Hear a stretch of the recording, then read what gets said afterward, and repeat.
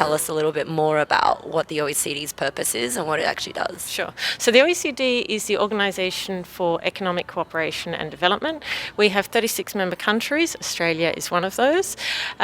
So like-minded countries working together on policy development, and we also set international standards in areas like tax, and now starting to work in the area of blockchain as well. Okay, so so it develops standards for global regulations? Yes. Yes. Okay. So this is where your law degree comes in and your tax experience.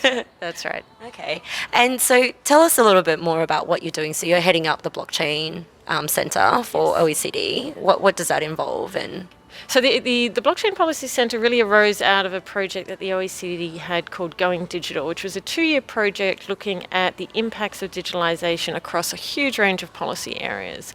And getting to that end of that 2-year project, talking with our members about where they wanted to focus their attentions next, they really identified 2 emerging technologies which they thought were really going to be quite critical to future policy development. And one of those was artificial intelligence, and the other is blockchain.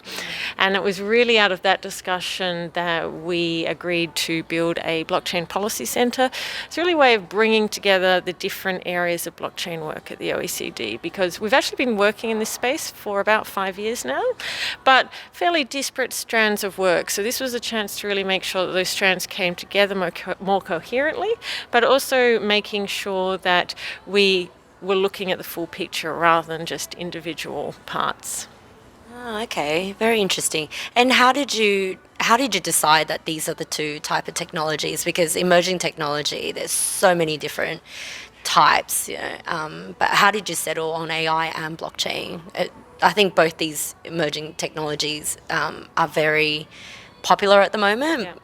Is that one of the reasons? But what were the reasons behind that driver? Yeah, look, there was obviously a lot of technologies being considered undergoing digital, but these are really the 2 which our members thought were likely to have the most impact going forward. And obviously they have a lot of impact individually, but we think there's probably also use cases where we'll see AI and blockchain intersect.